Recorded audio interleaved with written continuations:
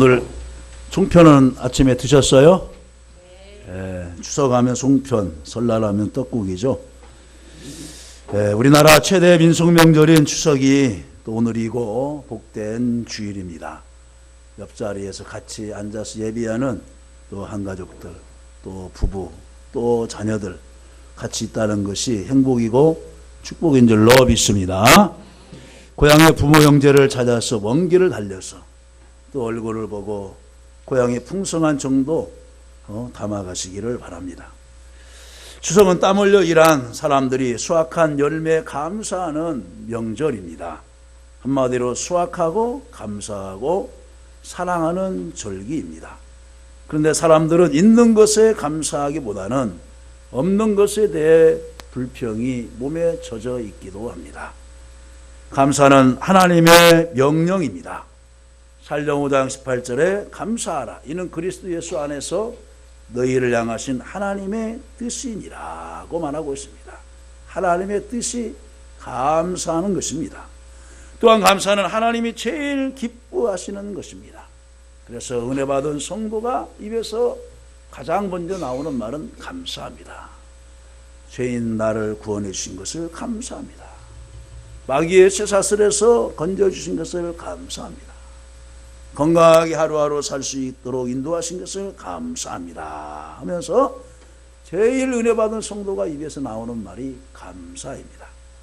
또 다윗은 이렇게 말을 했습니다. 시편 103편 이하의 말씀에 보면은 105절 이하의 말씀에 보면은 내 영혼아 여호와를 송축하라. 내 속에 있는 것들아 다 그 성호를 송축하라. 내 영혼아 여호와를 송축하며 그 모든 은택을 잊지 말지어다.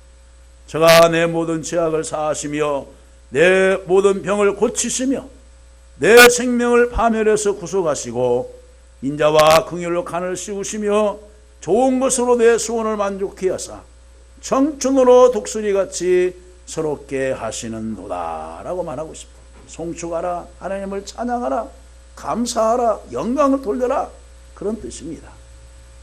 모든 죄악에서 사하신 것, 또 병을 고쳐주신 것, 멸망받을 우리가 지옥 갈 우리를 파멸해서 구속하시고 생명을 주신 것 감사. 또 우리에게 또한 평상시에 은혜의 인자와 를 주신 것에 대해서 감사라고 말씀하고 있습니다. 그러면 우리는 금번 추석절을 맞이하면서 추석의 감사가 있는 추석을 생각하면서 누구에게 감사해야 될까? 한번 생각해 보면서 은혜를 나누기를 원합니다. 첫째로는 가족과 친척, 이웃에게 감사할 수 있는 마음을 가져야 됩니다. 이것은 평범한 것입니다. 평범한 것 속에 진리가 있는데 우리는 이 평범한 것을 무시하는 경향이 많이 있습니다. 운전할 때도 기본 수칙만 잘 지켜도 사고를 모면할 수 있습니다. 또 사고를 당하여서도 그렇게 이음수위까지는 가지 않습니다. 가족, 친척, 이웃은 새의 날개와 같은 존재들입니다. 새가 날지 않고 모이를 쪼아 먹을 때는 그 날개가 매우 부담스럽고 거추장스러워 보입니다. 그러나 새는 날개 때문에 저 높은 곳으로 비상할 수 있고 자신의 생명도 보호할 수 있습니다. 때로는 부산에 이런 명절에 무슨 부모를 찾아가고 몇 시간 걸쳐서 도로상에서 몇 시간을 허비하고 또 친척을 찾아가고 또 무슨 이웃을 찾아가고 그래 부차한 시대에 우리만 살면 되지 이렇게 생각하는 사람들도 많이 있습니다. 그러나 인간관계는 그렇지 않습니다. 마찬가지로 가족, 친척, 이웃도 좋은 동료가 있는가 하면 해를 끼치는 경우도 있습니다. 누구 한 사람 때문에 평생을 가슴이 하늘 품고 살아간 사람도 있어요. 누구 때문에 어떤 사람 때문에 결별하면서 찾아가지 않는 사람도 있습니다. 그러나 그럼에도 불구하고 우리는 그 모든 이들에게 옆에 있는 것으로 감사하면서 살아가야 될 줄로 믿습니다. 왜냐하면 하나님은 그들을 통해서 우리를 돕기도 하시며 연단하시기 때문에 그렇습니다. 물론 나에게 때로는 도움을 주기 때문에 감사도 하지만은 때로는 나를 훈련시키기 위해서 그런 사람을 세워둘 수도 있다는 것입니다. 하나님의 능력을 더 위대하게 하시기 위하여서 바울도 세웠지만은 또 바울을 대적하는 이들도 있지 않았습니까?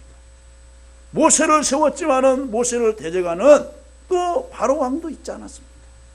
그러할 때 하나님이 세운 사람들이 그 고난과 핍박을 이기면서 더 위대하게 된 것입니다. 다니엘을 보세요. 요셉을 보세요. 그 사람을 시험에 빠지기도 하고 때로는 유혹해서 옥중살이도 하게 하지만은 결국 하나님의 사람은 옥중살이에서도 사자굴에서도 불못불에서도 반드시 일어나서 승리해서 하나님 앞에 영광을 돌리는 것이 더 중요한 것입니다. 하나님은 결국 나중에 합력해서 선을 이루게 될 줄로 믿습니다. 야곱이 형 에서를 피하여 삼촌 라반의 집으로 피신하여 20년간 이제 지내봤습니다. 결국에 가서는 어떻게 합니까? 형의 품으로 돌아오지 않습니까? 왜 그럴까요? 하나님께서 그 삼촌 라반의 마음을 감동하면서 미워하는 마음을 주게 하는 거예요. 이것 봐라. 나한테 올 때는 맨손으로 왔지만 이제는 나보다 더 많은 소떼를 이루었네, 양떼를 이루었네. 이러다가는 우리 집까지 아마 넘어갈 수도 있어 하면서 이제 미움이 싹트게 하지만은 결국 하나님이 그들을 결별시키게 하고 20년 전에 헤어졌던 에서와 함께 다시 너네 형으로 돌아가라 하면서 이제 야곱의 마음을 돌이키게 하는 것을 볼 수 있습니다. 여기에서 우리는 형제와 소중함, 가족의 소중함을 보여주는 사례라고 볼 수 있습니다. 만약에 야곱이 에서와 미운 감정을 풀고 시간을 보냈다면 에서에게서도 야곱에게도 좀 더 행복한 시간들이 되지 않았나 생각을 해봅니다. 왜 20년간 한을 품면서 살았을까? 왜 에서인 형은 동생 야곱을 그 좀 사랑으로 형의 이치에서 좀 덮어주면서 넓은 마음으로 포용하면서 이해하고 했다면은 그 20년의 세월 동안에 가정에서 정말 오손도손 형님 이 빵 드세요. 내가 애써서 구웠습니다. 자네 먼저 먹게나 하면서 우리나라에서 좋은 형제. 그래서 가을철에 수확을 거뒀을 때 서로 눈 가운데서 서로 갖다 주는 거예요. 동생은 형에다가 그 볏짐을 갖다 주고 형은 또 형은 동생이라고 해서 또 갖다 주고 그러면서 눈 한가운데서 만나잖아요. 자네가 갖다 놨는가? 형님이 갖다 놓으셨어요?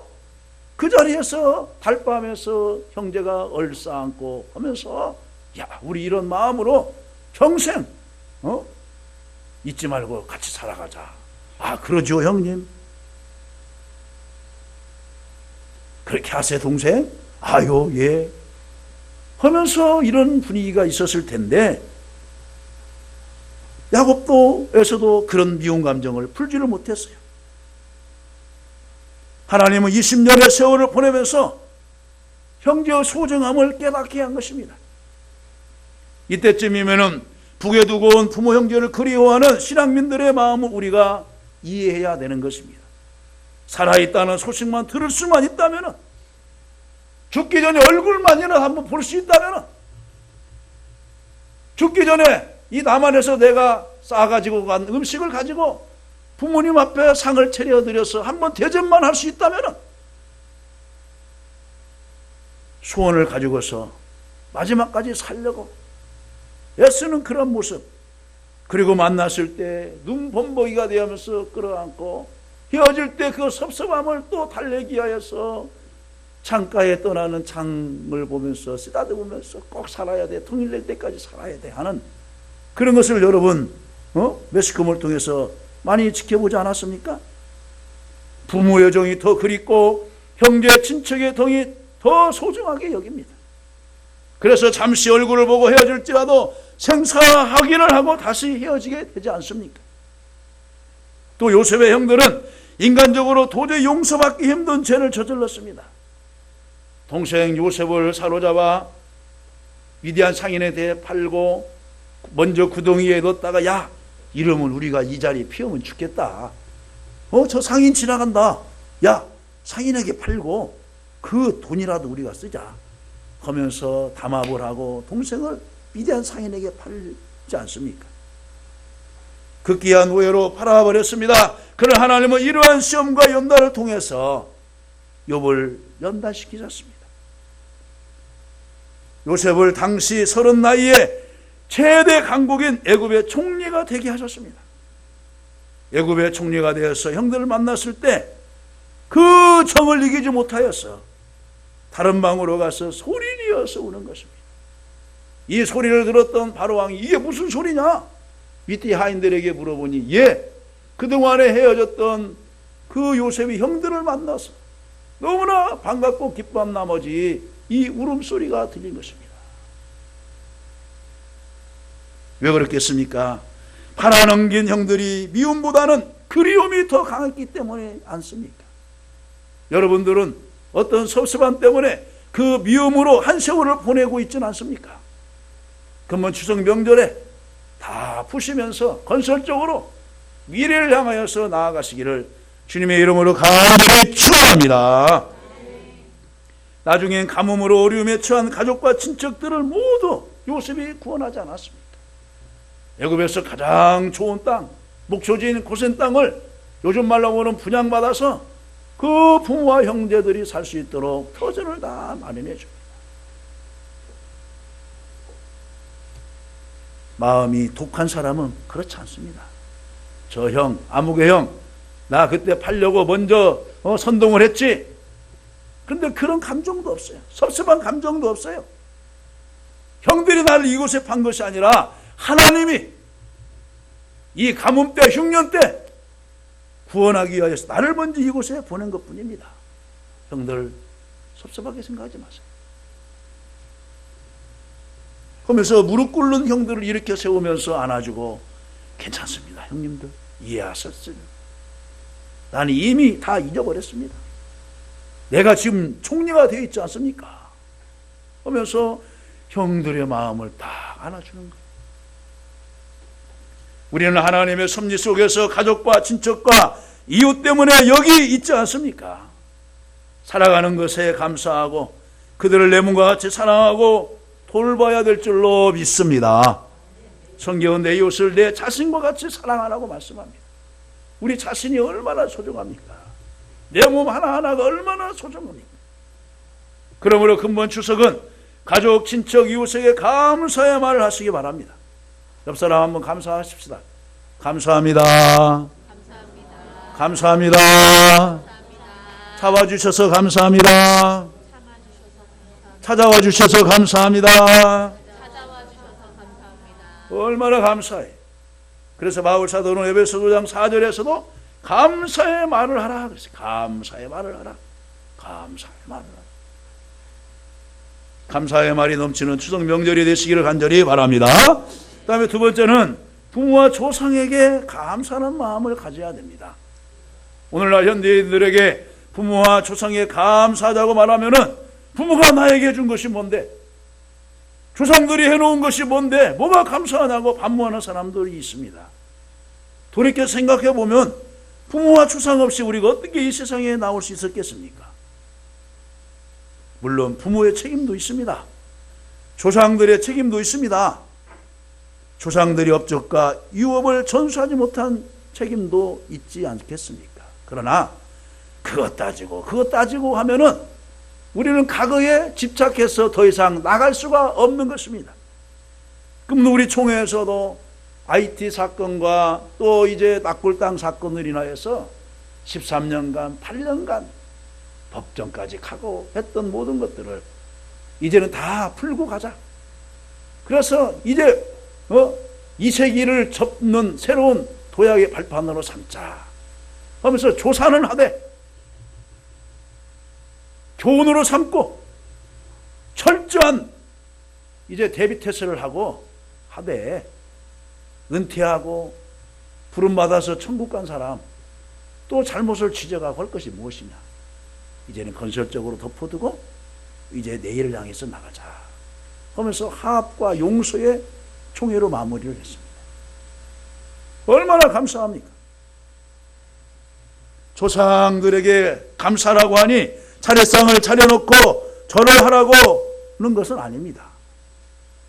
이삭과 야곱의 조상들의 묘를 소중히 하고 유골도 애굽에서 나갈 때 가지고 가라고까지 유언을 하기도 했습니다. 그만큼 조상들에 대해서 감사하며 살라는 뜻이 포함되어 있는 것입니다. 그럼 우리 기독교는 불의의 종교가 아닙니다. 살아계신 부모님께 효도하고 또 그 가문을 세워준 조상들에게도 감사하라는 것입니다. 그러나 이렇게 부모나 조상 탐문하고 있는 사람은 내일이 없는 사람입니다. 희망도 발전도 없는 사람입니다. 우리는 오늘보다 내일을 위해서 살아야 되는 것입니다. 지금은 비천해도 내일은 존귀해야 될 줄로 믿습니다. 지금은 가난해도 내일은 넉넉해야 될 줄로 믿습니다. 당장은 실패했어도 내일은 성공의 자리가 있어야 되는 것입니다. 내가 지금 병석에 있어도 내일은 푸른 하늘, 내일은 걷고 뛰어서 의기양양하게 가정을 세우고 자녀들 앞에 의지로 승리한, 믿음으로 승리한 부모의 모습도 보여줘야 되는 것입니다. 그러기 위해서는 하나님의 명령대로 감사하는 삶을 살아가는 것입니다. 내게 주어진 삶, 푸시킨이 말할 것처럼 삶이 힘들지라도 내일을 향하여서 또 나아가는 것입니다. 우리의 삶은 미래에 있지 않습니까? 감사해야 할 것들이 많이 있습니다. 한번 생각해 보세요. 부모님이 살아계신 거, 건강하신 거, 나의 요를 받으실 수 있는 것만으로 자녀는 마땅히 감사해야 됩니다. 우리는 이 산가족 상봉을 보면서도 부모님이 살아계시고 한 상에 둘러서 함께 먹고 마심이 얼마나 큰 감사인지 깨닫게 해줬습니다. 오늘도 교회 찬송 볼 때 고마워라 우리 집, 하나님을 섬기는 임마누엘집 하면서 한 상에 둘러앉아 먹은 그 가족을 여러분 한번 생각해 보세요. 감사는 행복의 원천입니다. 그리고 하나님과 소통할 수 있는 첫 번째 단계인 것입니다. 그러면 하나님께서도 기도할 때 감사함으로 하나님께 아뢰라 그랬어요. 감사함으로 하나님께 아뢰라. 나의 지금 형편을 하나님 앞에 감사하는 거예요. 감사하는 인물 한번 봅시다. 다윗이 감사했죠. 여호와께 감사하라. 그는 선하시며 인자하시며 영원하미로다. 바울 사도가 감사하지 않았습니까? 옥중에 있을 때도 밤새 감사하면서 찬양하는 거예요. 히스기야가 병들어 죽게 되었을 때에도 하나님의 성전을 찾아가서 그 원수가 보낸, 적군 나라가 보낸 편지를 내어놓고 하나님 앞에 기도했어요. 하나님, 이것 보십시오. 들으십시오. 보십시오. 기억하십시오. 적군들이 만군의 하나님 여호와 이름을 망령되이 일컫지 않습니까? 살아계신 증거를 보여주옵소서 하면서 하나님 앞에 간절히 기도하지 않습니까? 그래서 죽으라고 예언했던, 유언시켰던 그 뜻을 하나님 돌이키시고 생명을 15년간 연장해 주셨어요.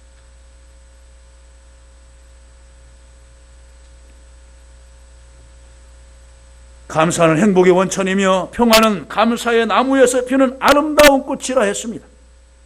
한 가정에서 부모님에 대한 감사가 넘쳐나고 자녀에 대한 사랑이 피어난다면 그 가정은 천국의 가정이 되는 것입니다. 물질이 풍요롭고 넓은 집에서 살고 좋은 자가용을 굴리고 자녀가 높은 지위에 있다고 해서 그것이 행복의 원천이 아니에요. 여러분, 이번 이제 추석 명절 지나고 보세요. 저는 어떤 뉴스가 토픽이 될까? 재산 분배 싸움에 또 살인사건이 일어나고, 부모 모시겠다 안 모시겠다 형제들 또 싸움이 일어나고, 이런 뉴스는 명절 지나고서 명절 중에 항상 토픽으로 나오지 않습니까? 그것은 버려야 할 문화인 것입니다. 오늘날 현대인들은 가족, 친척, 이웃 그리고 부모님에게 감사하지 않을 뿐 아니라 부모님 세대에서 보릿고개를 지내면서 이루는 이 나라를 등지려고 하는 것입니다. 왜 우리 선조들이 이 나라의 독립을 쟁취하기 위하여 일본과 싸웠고 6.25 때 목숨을 걸고 공산당들과 싸웠겠습니까? 이 아름다운 나라를 후손들에게 물려주고자 목숨 걸고 싸운 것입니다. 그렇다면 이 나라는 선조와 부모들의 피와 땀으로 세워진 것이기에 이 나라를 사랑해야 되는 것입니다. 이 나라를 일구는 부모님과 선조들에게 감사해야 하고 자유와 평화를 지켜서 우리 후손들에게 물려준 그것에 대해서 감사하면서 이 아름다운 강성을 우리가 잘 갖고 가고 부모님을 공경하고 조상에 감사하는 마음을 갖기를 주님의 이름으로 간절히 축원합니다. 그 다음에 세 번째는 자연과 창조주 하나님께 감사하는 것입니다. 자연에 감사하는 것은 자연을 신격화해서 숭배하는 말이 아닙니다. 어느 산마다 귀한 녀석들이 있어요. 좀 귀한 또 이상한 또 나무들이 있어요. 어느 마을 앞에 들어가면은 몇백 년 된 나무가 있어요. 그래서 이제 정월 대보름이면은 거기서 산당대를 지내고 당산대를 지내고 마을을 지켜주는 수호 나무다 수목이다 해가지고 거기서 제주를 한 사람 이제 선정해가지고 그 제주를 모시고 막 그러는데 그런 나무를 섬기고 귀한 객석을 섬기는 그런 뜻이 아니에요. 자연은 하나님께서 우리 인간의 삶의 터전으로 주신 것입니다. 우리는 그 안에서 육체의 생명을 유지하며 하나님께 영광과 존귀를 들리며 살아가는 것입니다. 그러므로 자연에 감사하는 것은 자연을 사랑하는 것이며 보호하는 것입니다. 또한 얻어지는 모든 것들에 감사한 마음을 가지라는 것입니다. 감사한 마음을 가지라는 것입니다. 여러분 들녘을 보세요. 이제 여름철에 그렇게 초록색이었던 이제 벼들이 이제 누룩누룩 하면서 이제 올라옵니다. 한 10여일만 전에도 주변의 감들이 뭐 녹색 푸른 띠끼를 꼈는데요. 그 며칠 만에 주황색으로 변하더만 이 홍시가 연시가 나왔어요. 그 산 하나 볼 때마다 얼마나 감사합니까? 저 알고 있는 어느 목사님이 이제 국화 분재를 이제 키우면서 처음에는 이제 10뿌리를 키우고 이것이 이제 배가 하면서 20뿌리 또 20개 화분 이제 40개가 되면 지금 80개가 됐어요. 한 목사 내가 2개 선물할게. 여러분 좀 기다려보세요. 추수 감사절 때 아마 할 거예요. 그러면서 본인이 그것을 키우면서 이런 국화를 분재하면서 키우면서 정말 하나님께 감사하면서 꽃을 사랑하는 마음과 함께 사람을 사랑할 마음을 주더라는 거예요. 한 목사 꽃을 사랑하면 미움이 없어져. 내가 그렇게 누구를 미워했는데 지금은 내가 욕을 먹든 뭐든 그냥 대수롭게 여기지더라고. 그리고 마음이 넓어지더라고. 그렇구나. 자연을 사랑하면은 사람을 사랑할 줄 알고 사람의 마음들이 넓어지는구나. 여러분 마음이 답답할 때 한번 여러분 음파 수변 무대를 한번 돌아보시고 월명봉을 한번 돌아보시고 옥구 저수지도 한번 돌아보면서 마음을 넓게 열어보세요. 안에 비용도 그 바닷가를 보면서 한숨을 넓게 한번 쉬시면서 새로운 공기도 마시면서 삶의 의욕도 좀 갖고 아파하면서 집안만 있지 말고 누구처럼 중요한 거예요. 자연을 보면서 감사하는.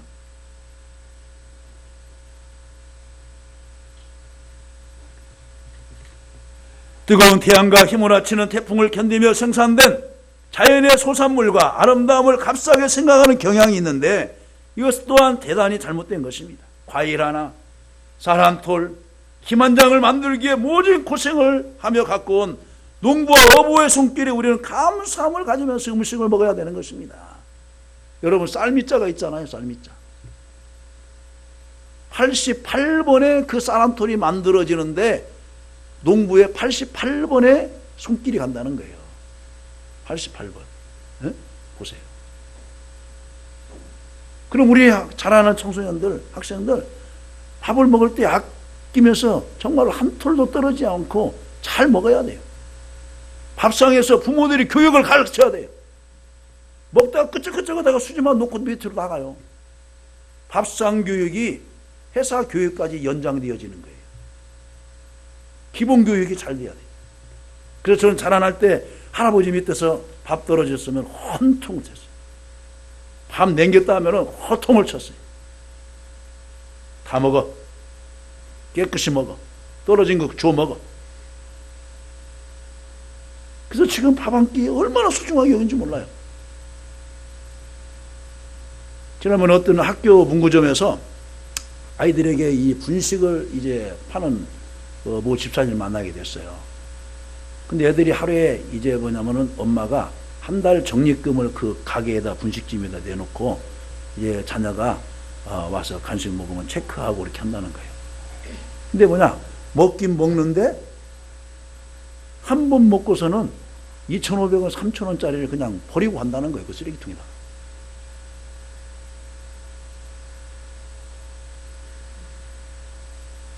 자기는 팔아서 돈은 버는데 너무 안타깝다는 거예요.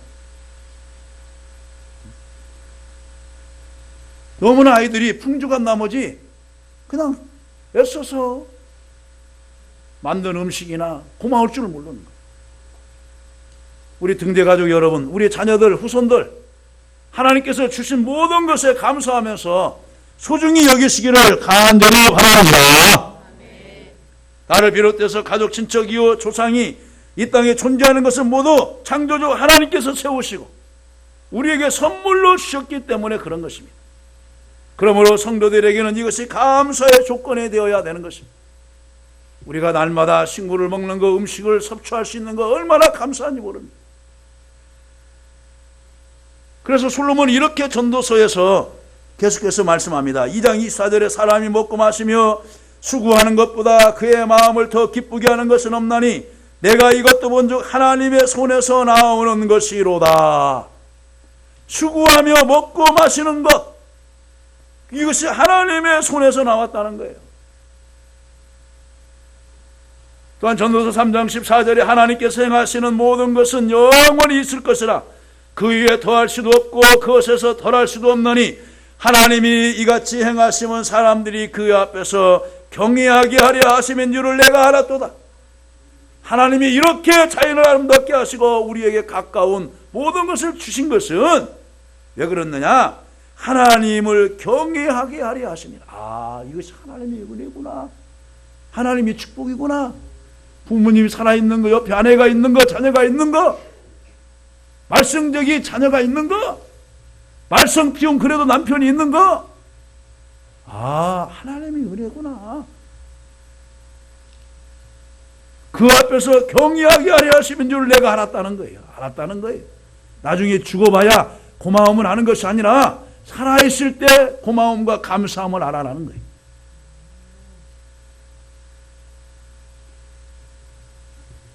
지난번에 이제 우리 노예 그 후배 목사님이 아버님이 이제 돌아가셔서 이제 조문하고 왔습니다. 근데 이제 몇 번 그 병원에서, 동문산 병원에서 그 목사님을 이제 뵌 적이 있어요.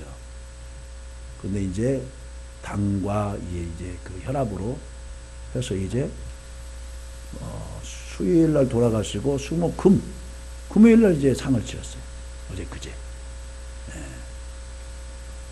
참 안타깝더라고요.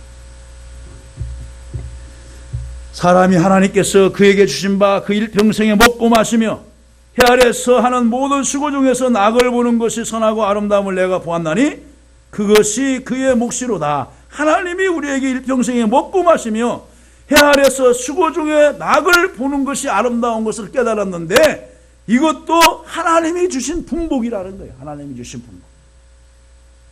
또한 어떤 사람에게든지 하나님이 재물과 부여를 그에게 주사 능히 누리게 하시며 제 몫을 받아 수고함으로 즐거게 하신 것은 하나님의 따라서 선물이라. 선물이라. 하나님의 선물이라는 거예요. 여러분, 하나님 선물을 우리들이 받지 않는 사람이 누가 있어요? 생명도 선물로 받았죠. 세상에 나올 때는 핏덩이에 나왔는데 살 수 있는 거처도 있죠. 옷 한 벌도 갖고 나오지 않았는데 철철마다 옷 갈아입을 수 있죠.